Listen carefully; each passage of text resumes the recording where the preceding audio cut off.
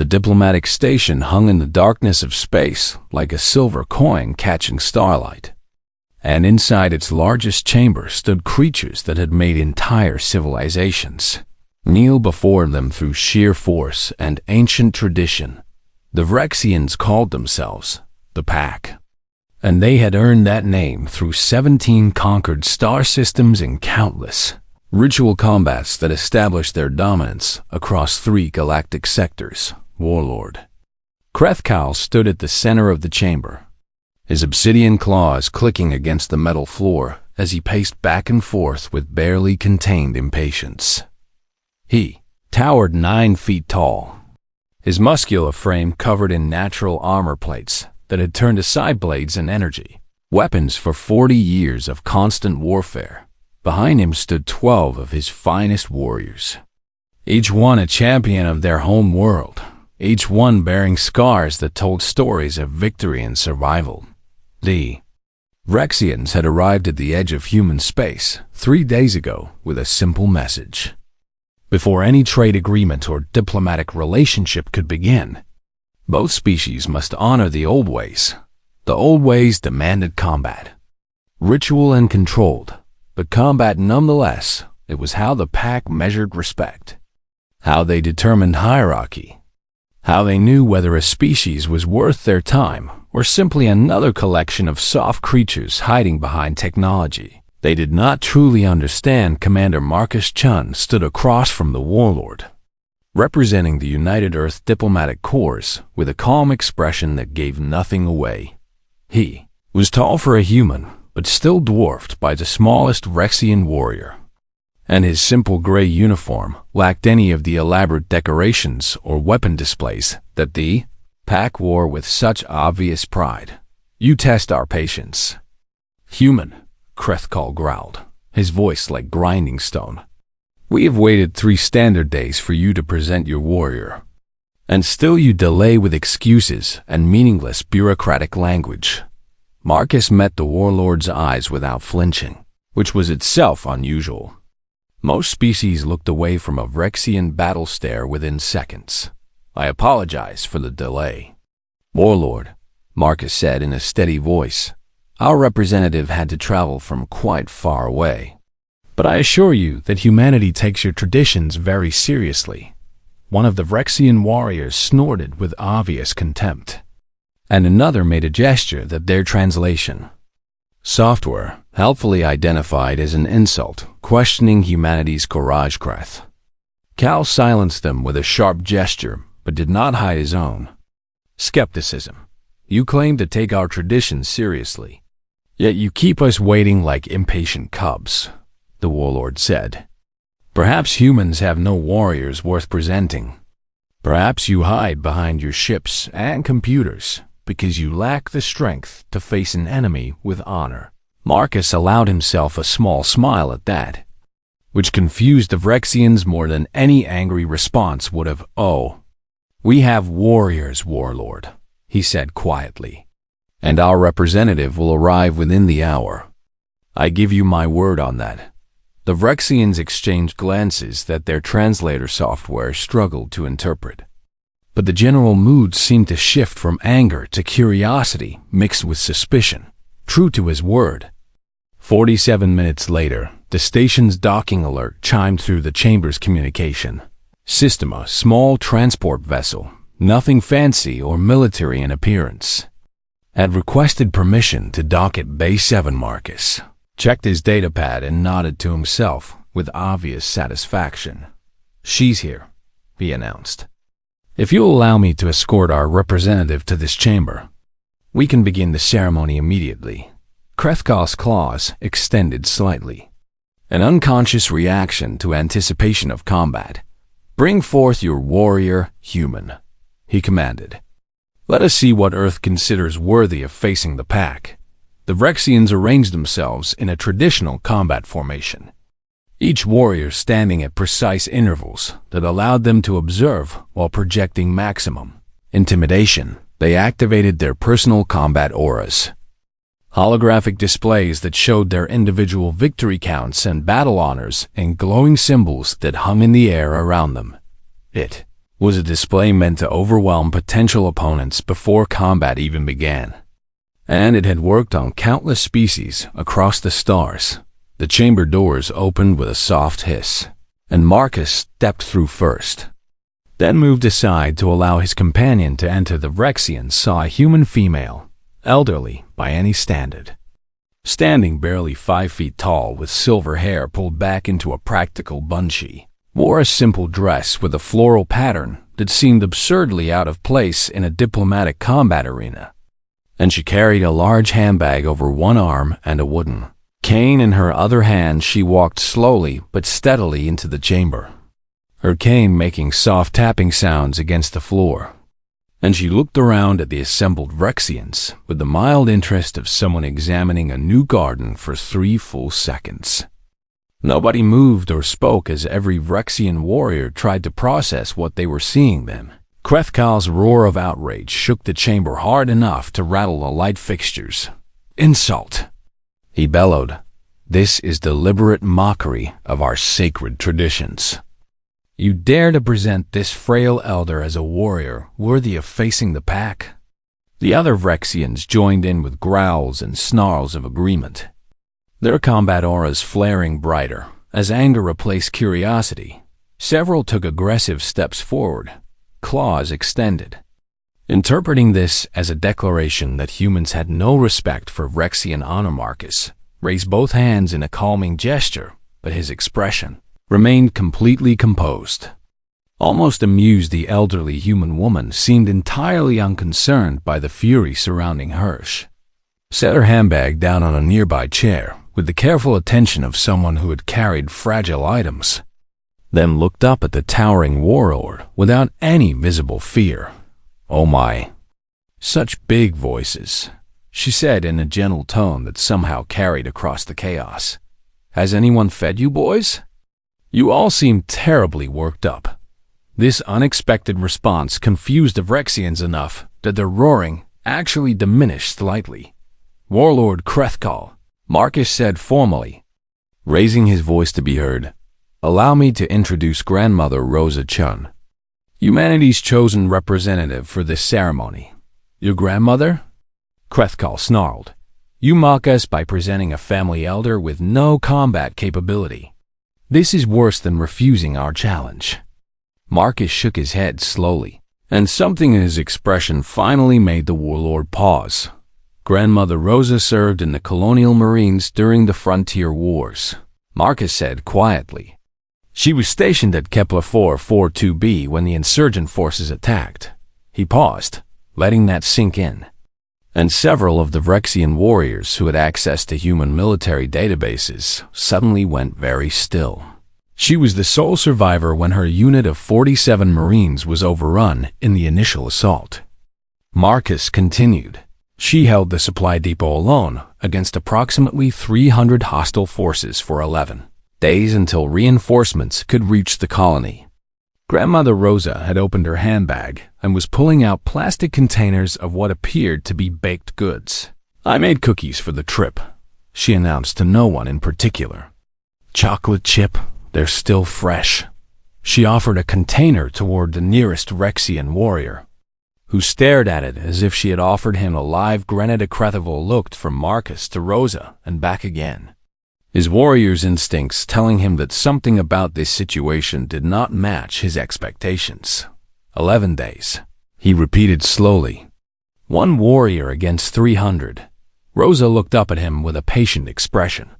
The kind of teacher might give a student who was struggling with a simple concept. "Well, someone had to do it," she said matter-of-factly, "and those boys needed those supplies.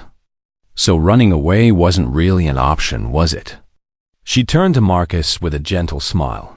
"Now then, dear, what exactly do these nice people need from me?" The ceremonial preparation took another 20 minutes while the Rexians debated among themselves in their growling language, and Grandmother Rosa sat quietly eating one of her own cookies. Marcus stood beside his grandmother with his arms crossed, looking far more confident than the situation seemed to warrant. Finally, Krethkal approached them with a stiff, formal posture that suggested he was forcing himself to proceed. Despite significant doubts, the pack honors tradition above all else, he announced. And tradition demands that we complete the ceremony regardless of our personal feelings about your choice of representative. He gestured toward the center of the chamber where his warriors had cleared a large, circular space marked with glowing symbols. Our ceremony consists of 3 challenges. Krethkal explained, his tone making it clear he was reciting ancient ritual words. The first challenge tests physical prowess and combat skill. The second tests tactical thinking and strategic wisdom. The third tests strength of spirit and force of will. Rosa stood up slowly, using her cane for support, and brushed cookie crumbs off her dress. That seems very thorough, she said approvingly. My Marcus always did say your people were serious about these things.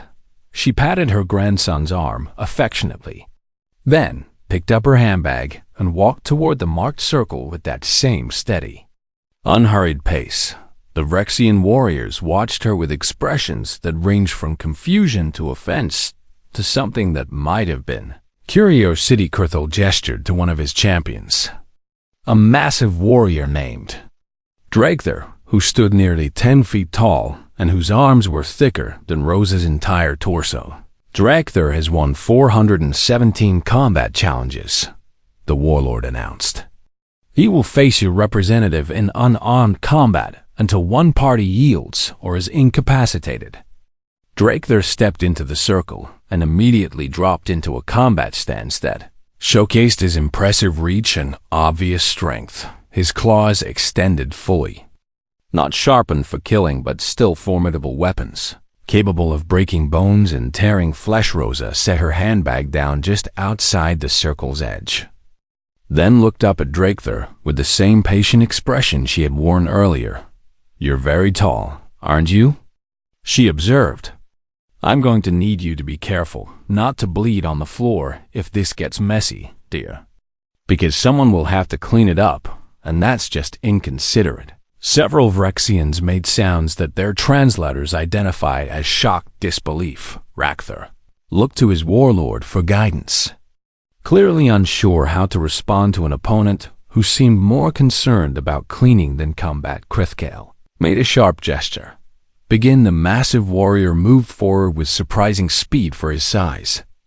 Intending to end this quickly and mercifully, he reached for Rosa with one huge hand, planning to simply grab her shoulder and force her to yield without causing harm. What happened next took exactly 3 seconds, but would be replayed and analyzed by Vrexian combat instructors for years.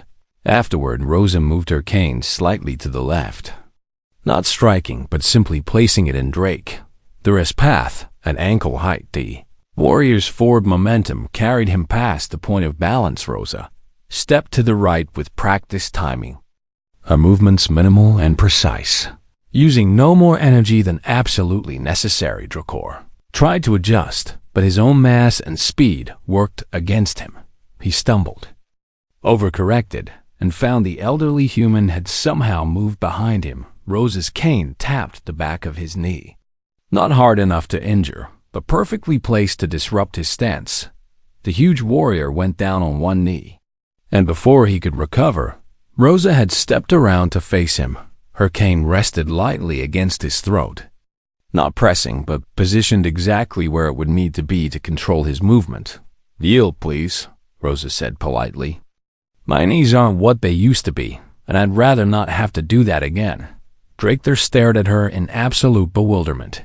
He could have powered through her lightweight wooden cane without effort, could have swatted her aside with one hand. But something in her calm eyes and relaxed posture told him that she had at least 3 more moves prepared if he tried. More importantly, she had put him on the ground in 3 seconds without apparent effort. His warrior pride warred briefly with his warrior wisdom, and wisdom won. I yield, he said quietly. Rosa removed a cane and offered him her hand to help him up. He took it automatically, Though of course he used none of his strength and rose under his own power, she patted his arm sympathetically as if comforting a child who had fallen while playing. "You're very strong," she told him kindly. "But strength isn't much use if you can't control where it goes, is it?" She walked back to collect her handbag while Drakthor stood frozen. Still trying to understand what had just happened, the other Vrexians were equally stunned. Several were reviewing recordings of the brief combat on their personal devices, watching in slow motion as the frail-looking human had used timing and positioning to defeat their champion. "She didn't fight him," one warrior muttered to another. "She just moved and he fell." 70 years, Marcus said quietly, drawing Krethkal's attention. "Grandmother Rosa has been studying combat and survival for 70 years, Warlord. And she's applied those lessons in real warfare more times than most of your warriors have seen combat simulations." He paused, then added, "Physical strength matters, yes, but experience matters more. And my grandmother has experience in abundance."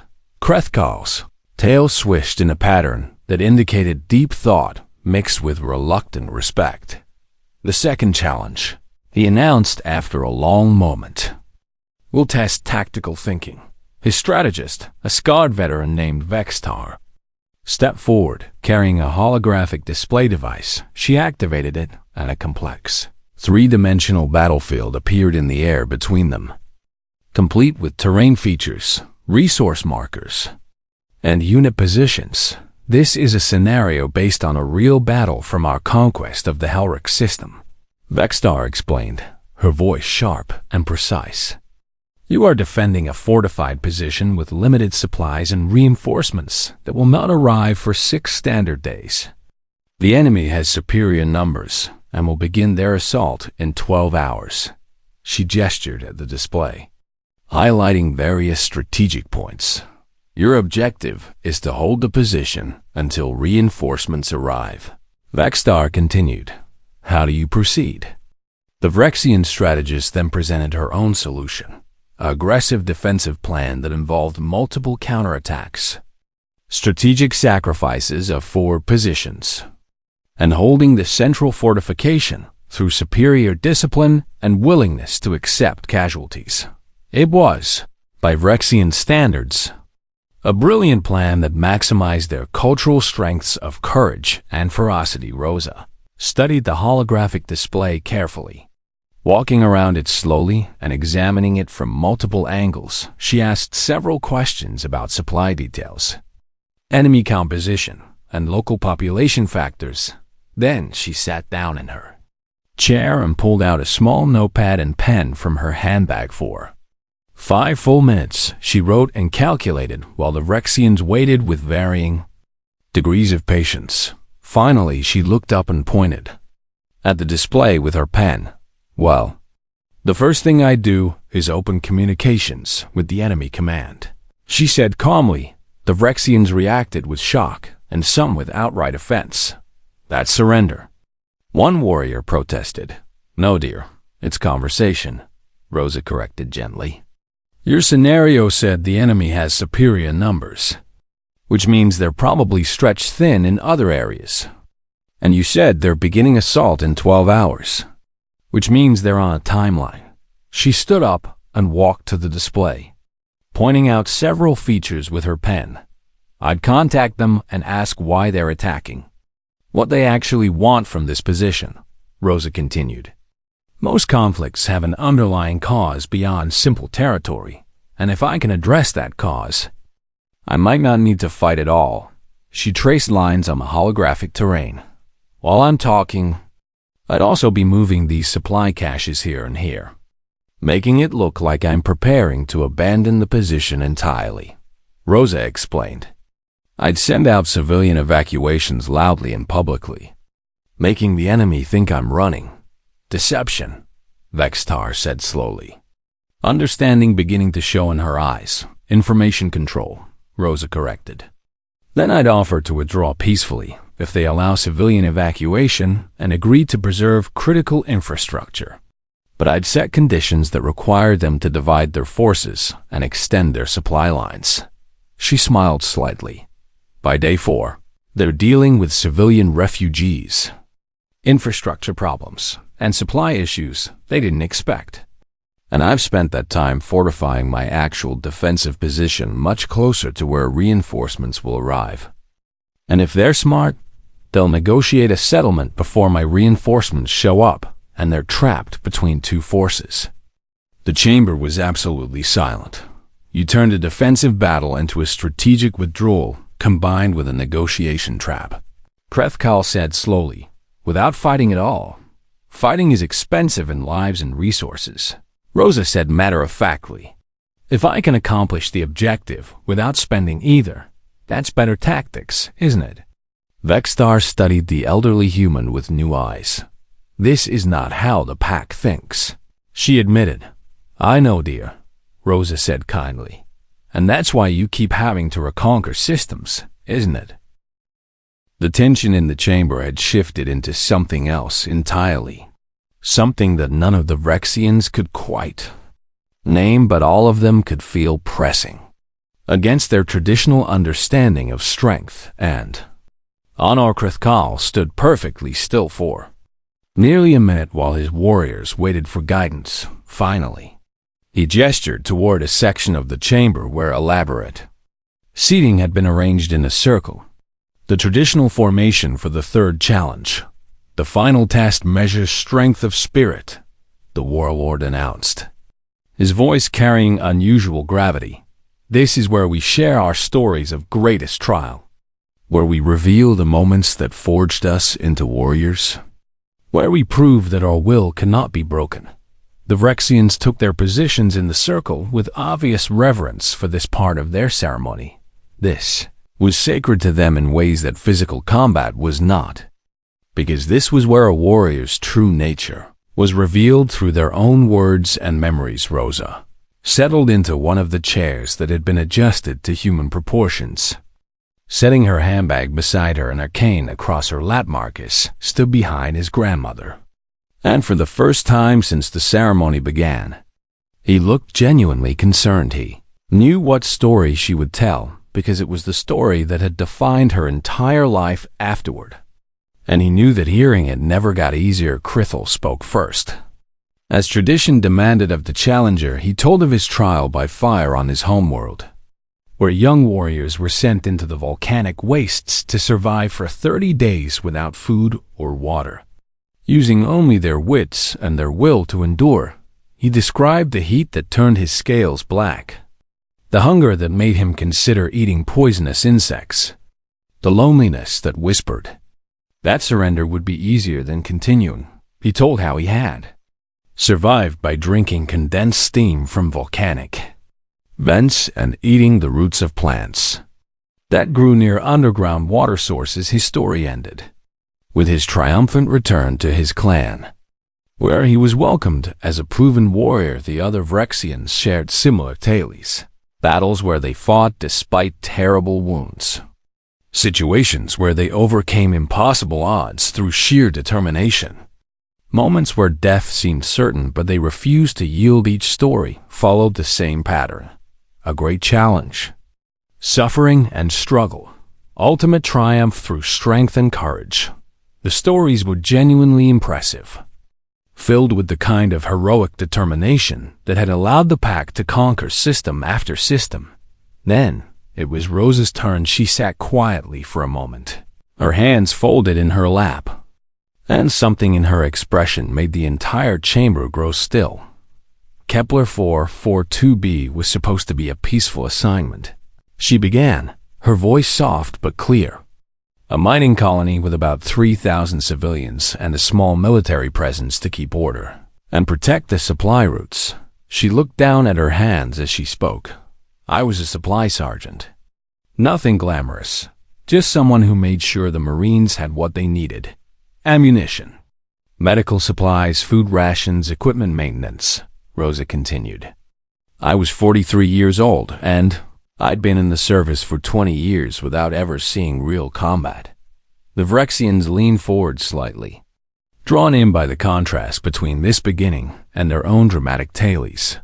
The insurgent attack came without warning, Rosa said, and her voice grew quieter. They've been planning it for months. Smuggling weapons in with legitimate cargo, recruiting from the mining population, waiting for the perfect moment. She paused, and Marcus put his hand gently on her shoulder. They hit us at shift change when half the garrison was eating and the other half was sleeping. Rosa continued. The first explosion killed 19 people instantly, including our commanding officer and most of the command staff. She looked up at Krethkal with eyes that had seen things the warlord could only imagine. I was in the supply depot when it started, and I watched through the security feeds as my unit tried to respond, she said. They were good Marines, well-trained, brave. But they were scattered and confused and outnumbered 6-1. Her voice remained steady, but her hands gripped each other tightly. It took 4 hours for them all to die, Rosa said quietly. 4 hours of watching screens and listening to radio chatter and knowing I couldn't help them because the moment I left the depot, the insurgents would have all our weapons and supplies. The chamber was absolutely silent now. 47 Marines died that day, Rosa continued. Some of them were just kids, 18 or 19 years old. First assignment out of training, and they died because I couldn't save them. You were one against hundreds, Vextar said quietly. You could not have. I know, Rosa interrupted gently. But knowing that doesn't make it easier, does it? She took a slow breath and continued her story. After the initial attack ended, I was alone in the depot with enough supplies to equip a battalion, but no battalion to equip, she said. The insurgents knew I was there, knew what I was guarding, and they wanted those supplies badly enough to spend 11 days trying to get them. She described those 11 days with matter-of-fact precision that somehow made them more horrifying than any dramatic retelling could have been. She talked about rationing her food down to 400 calories a day to make it last. She explained how she stayed awake for 4 days straight by using stimulant medications meant for combat emergencies, then crashed for 16 hours and woke up to find the insurgents had tried to breach the depot while she slept. She detailed the makeshift trap she built from mining explosives, the false radio signals she broadcast to make the enemy think reinforcements were coming, the psychological warfare she waged by playing music and making announcements that made it seem like dozens of soldiers were still alive. I treated my own wounds with a medical kit and online tutorials, Rosa said, showing a faint scar on her forearm. I fixed equipment using instructions meant for trained technicians. I learned to sleep 3 hours at a time with one eye on the security monitors. She paused, and her expression softened slightly. On the 8th day, I realized something, Rosa continued. I've been watching the insurgents on the security feeds, and they were young, most of them teenagers or early 20s, and they were getting desperate. She looked around at the assembled Rexians. They weren't trained soldiers. They were miners and colonists who'd been recruited with promises of freedom and better lives, Rosa explained. They'd lost people too, maybe more than we had, and they were starting to realize their charismatic leader had led them into a situation they couldn't win. What did you do? Krethkal asked, genuinely curious. I started talking to them, Rosa said simply. I used the external speakers on the depot, and I told them I knew they were scared, that I was scared too, that we'd all lost people we cared about. She smiled faintly at the memory. I offered to share my food if they bring their wounded close enough for me to treat, she continued. At first they thought it was a trap, but eventually one of them came forward with a girl who'd been shot, maybe 16 years old, bleeding badly. Rosa's eyes grew distant. I talked them through treating her over the speaker system, told them exactly what to do, which medicines to use from their own stolen supplies, she said. She survived, and after that, more of them came. The Vrexians looked at each other with expressions that suggested this story was going in a direction they had not anticipated. By day 10, I was negotiating their surrender, Rosa explained. Their leader had fled when he realized his followers were listening to me instead of him. And these kids just wanted to go home. She met Krethkal's eyes directly when the reinforcements finally arrived on day 11. They found me sitting outside the depot having breakfast with 37 insurgents who laid down their weapons. Rosa said, "The rest had scattered into the mining tunnels or left the colony entirely. You let them surrender." Krethkal said slowly, "I let them live," Rosa corrected, "because killing them wouldn't bring back my unit, and it wouldn't solve the problems that made them rebel in the first place." She pulled out her handbag and withdrew an old printed photograph, worn at the edges from being handled many times. "This is my unit," she said, passing it to the nearest Rexian. 47 Marines who died because the colonial government didn't listen to miners who had legitimate grievances about working conditions and pay. She pulled out another photograph. "This one more recent. This is Commander Yuki Tanaka," Rosa said. She was the 16-year-old girl I helped save on day 8.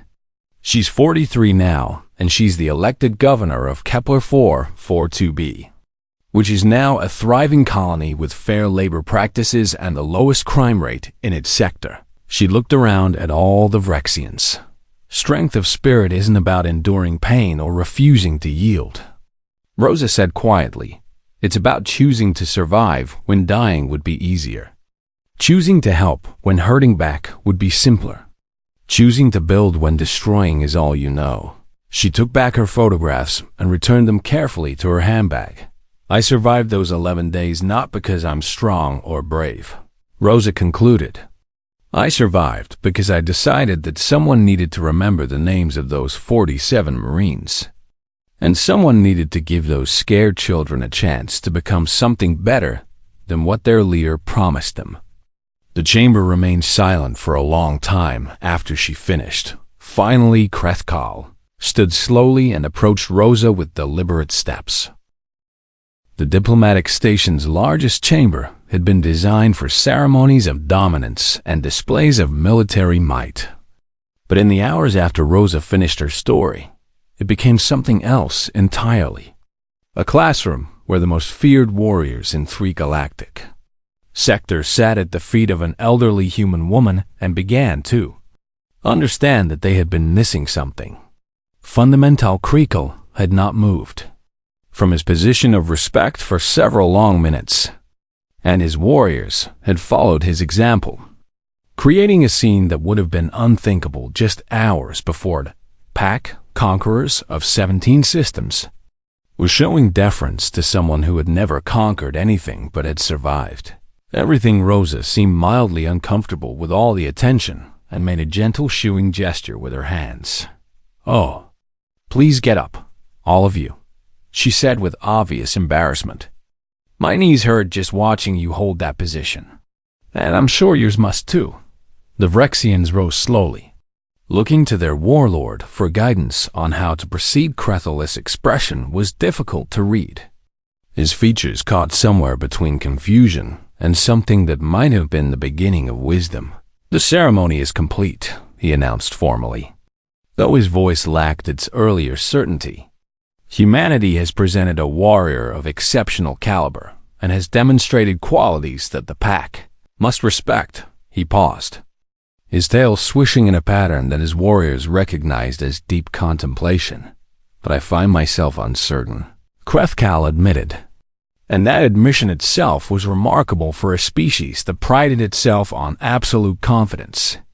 The ceremony was meant to establish hierarchy and allow us to proceed with trade negotiations, but instead has revealed that the pack may not understand what we are negotiating for. Rosa had retrieved her containers of cookies and was offering them around to the Vrexians, who took them with careful reverence as if receiving sacred objects. "What is it you're trying to understand, dear?" she asked Krethkal kindly. Warlord accepted a cookie and studied it as if it might contain answers.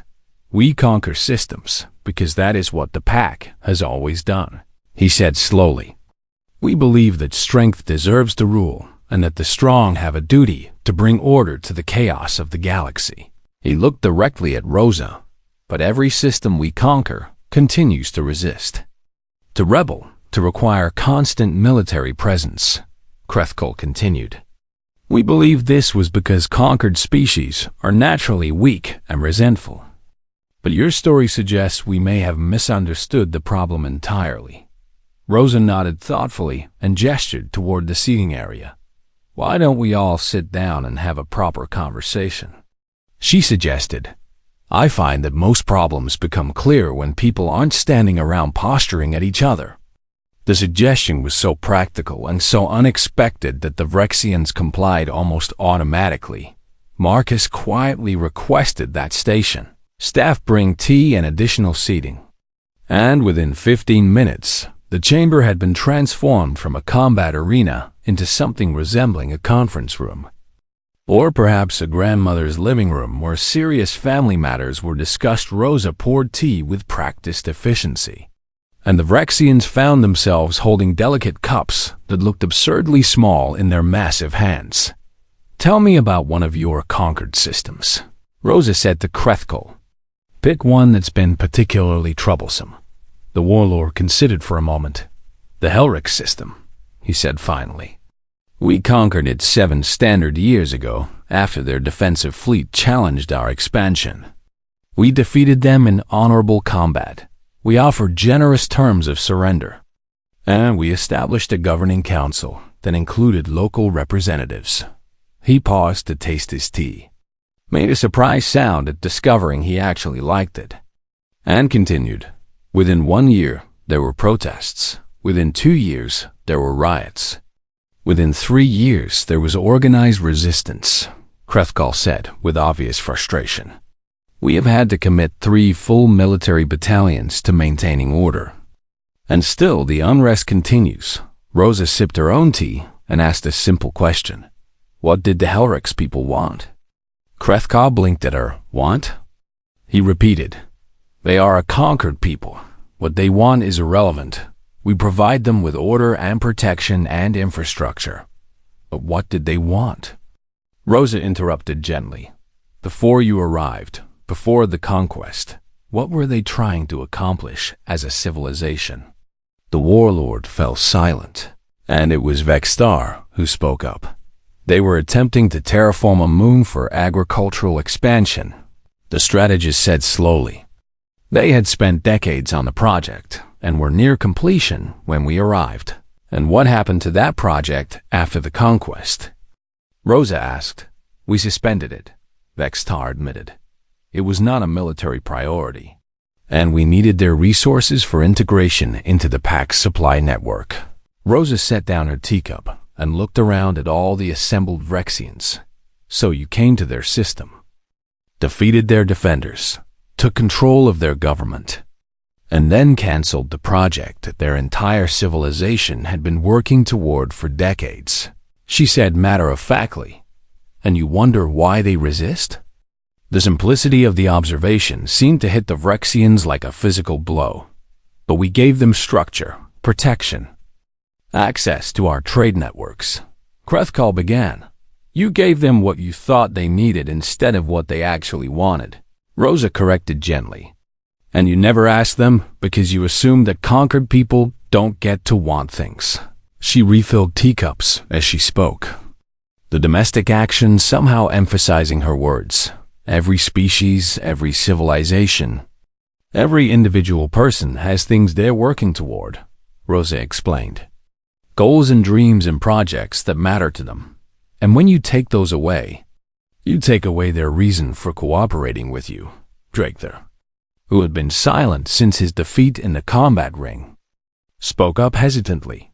But we cannot simply ask every conquered system what they want and grant it, he said. That would be chaos. There would be no order or structure. I'm not suggesting chaos, Rosa said with a patient smile. I'm suggesting that you start by understanding what people want before you decide what they need. She pulled out a small notebook from her handbag and began sketching a simple diagram. Look, when I was dealing with those insurgents on Kepler 442b, I didn't start by telling them what to do, Rosa explained as she drew. I started by asking why they were fighting, what they hoped to accomplish, what they were afraid of. She showed them her diagram, a simple flowchart showing communication leading to understanding, leading to negotiation, leading to cooperation. Once I understood their perspective, I could find solutions that addressed both their needs and mine, Rosa continued. The girl who was shot, Yuki, she and the others weren't actually fighting against the colonial government. They were fighting for better working conditions and fair pay. Marcus had been quiet throughout this discussion, but now he added his own observation. After Grandmother Rosa's intervention, the colonial government implemented the miners' requested reforms, he said, and within 2 years, Kepler 442b went from being our most problematic colony to being a model of efficient productivity and civic cooperation. Because they got what they wanted? Vexstar asked. Because they got to participate in deciding what they needed, Rosa corrected. There's a difference between giving people things and working with them to build something together. Krethkal stood and paced slowly around the room, his claws clicking thoughtfully against the floor. The pack's entire culture is built on hierarchy and dominance, he said. What you're describing would require us to fundamentally change how we interact with other species.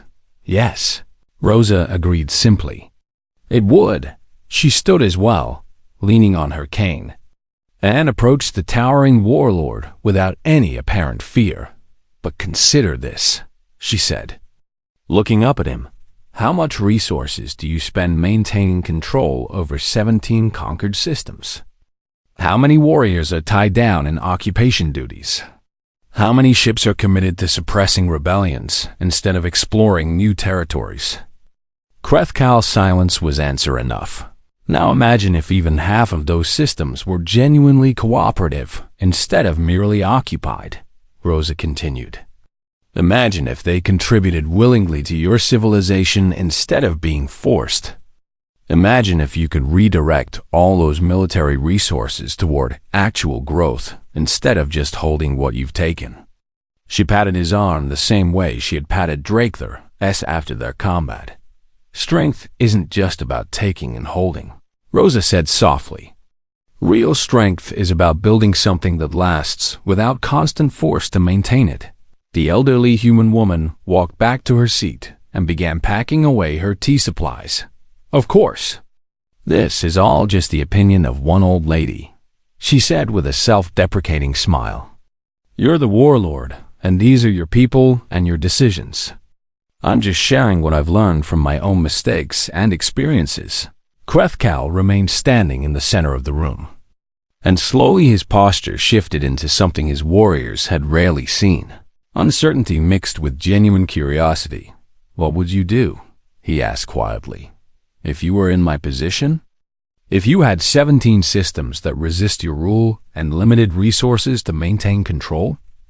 Rosa looked thoughtful for a moment. Well, first I'd pick one system, maybe the most troublesome one. And I'd go there personally, she said. Not with an invasion force, just with a small delegation. And I'd ask them what they want. The diplomatic stations chamber fell into absolute silence, as every being present recognized that they were witnessing something historic, something that would be discussed and debated in Vrexian council chambers for generations to come.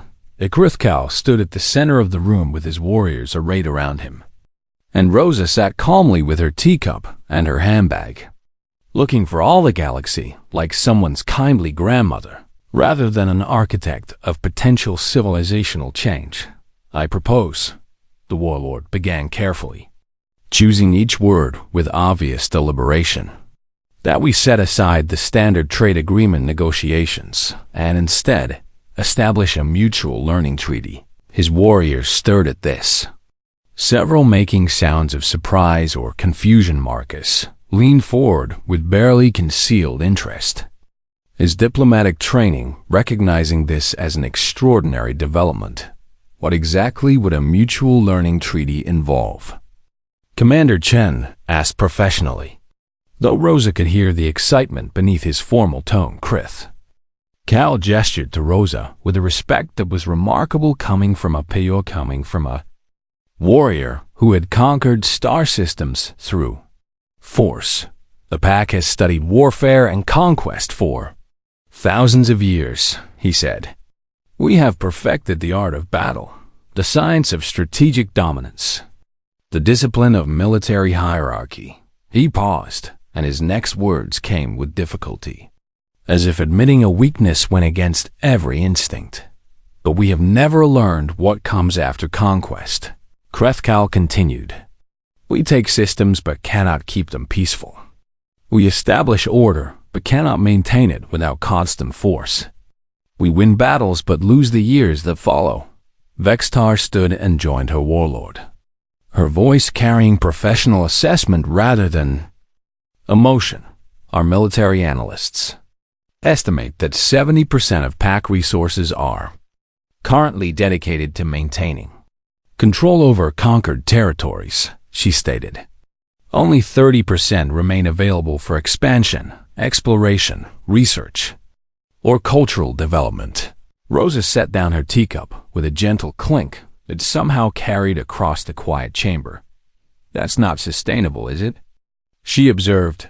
You're spending everything you have just to hold what you've already taken, which means you can't actually grow or develop.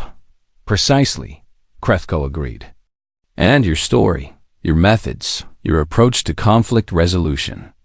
These represent knowledge that the pack lacks entirely. He made a formal gesture that his warriors recognized as a proposal before the council. I propose that humanity teach us these things, the warlord said clearly. Teach us how to build peace instead of just enforcing it through strength. Teach us how to negotiate instead of just demanding surrender. Teach us how to turn conquered enemies into willing allies. Rosa looked genuinely surprised at this, which was perhaps the first time she had shown such an expression since entering the chamber. My goodness, she said softly. That's quite a request.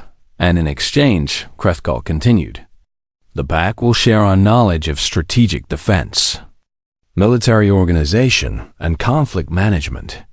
We will offer training in combat disciplines and tactical thinking, and we will establish mutual defense agreements to protect human space from other potentially hostile species. Marcus was already calculating the diplomatic implications, and his expression suggested he recognized the magnitude of what was being offered. This would require extensive negotiations and approval from the Earth Confederation Council, he said carefully, and it would need to be structured very specifically to avoid creating new problems while solving old ones. Of course, Krethkal agreed. We are not proposing immediate implementation. We are proposing a framework for cooperation that both our civilizations can build upon. He turned to Rosa directly. But I would ask one thing immediately, the warlord said. I would ask that you, Grandmother Rosa Chung, agree to travel to one of our most troubled systems and advise us on how to begin this process of transformation.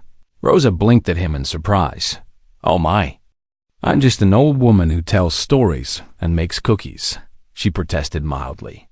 Surely you need professional diplomats or trained negotiators for something like that. We need someone who understands that strength means more than force, Krethkal said firmly. We need someone who has lived through the kind of conflict we create and found ways to resolve it. We need someone who can teach not just with words, but with demonstrated wisdom. He performed that gesture of profound respect again. Lowering his massive head, we need a teacher, he said simply. And you have already begun teaching us today. Rosa looked at Marcus, who gave a small nod that said this was ultimately her decision. She sat quietly for a long moment, her hands folded in her lap, and everyone in the chamber seemed to hold their breath waiting for her response. I'm 87 years old, Rosa said finally. My traveling days should probably be behind me. She paused, and a small smile crossed her face. But then again, I suppose retirement was getting a bit boring, she continued. And I've never been very good at saying no when someone genuinely wants to learn. She looked up at Krethkal with that patient teacher's expression. I'll help you, Rosa agreed. But I have conditions. The warlord straightened, his warrior's instincts responding to negotiation. Name them, he said. First, I go to this troubled system with a small team. No military escort, no show of force, Rosa stated.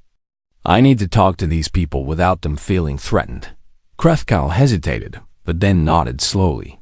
Second, you must genuinely commit to listening and implementing suggestions, even when they contradict your traditional approaches. Rosa continued. If I'm just there for show while you do what you were going to do, we're all wasting our time. Agreed, the warlord said, without hesitation this time. Third, you must accept that this process will take time, possibly years. And there will be setbacks and failures along the way, Rosa added. Change is hard, especially for cultures as old and established as yours. And I won't have you giving up at the first difficulty. The pack is nothing if not persistent. Krethkal assured her. Rosa stood, using her cane for support, and extended her hand toward the towering alien warrior. Then we have an agreement, she said. Though I do hope your troubled system has comfortable chairs. My back isn't what it used to be. Krethkal carefully took her small hand in his massive one. And the image of that handshake would later become famous across both civilizations. The warrior who conquered systems and the grandmother who conquered hearts. The next several hours involved detailed discussions and preliminary planning. Marcus coordinated with Earth Confederation officials, while Vexstar assembled information about the Helrix system. Rosa continued serving tea and cookies throughout these discussions, somehow remaining the calm center around which everything else revolved. As the diplomatic session finally began to wind down, Drakethar approached Rosa hesitantly. Honored Elder, he said formally. Would you be willing to teach me that technique you used in our combat? Rosa smiled at him warmly. Oh, you don't need to call me Honored Elder. Dear, Rosa is just fine, she said. And of course, I'll teach you. Though the real lesson isn't the technique itself. It's understanding when not to use it. Other Vrexian warriors gathered around.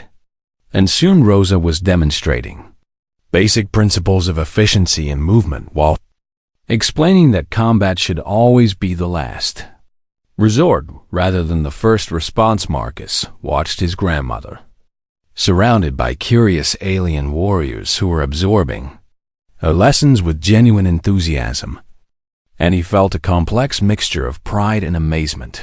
3 days later, Rosa departed for the Helrix system aboard a Vrexian diplomatic vessel. Accompanied by Marcus and a small team of human specialists in conflict resolution and post-war reconstruction, the journey would take 2 weeks.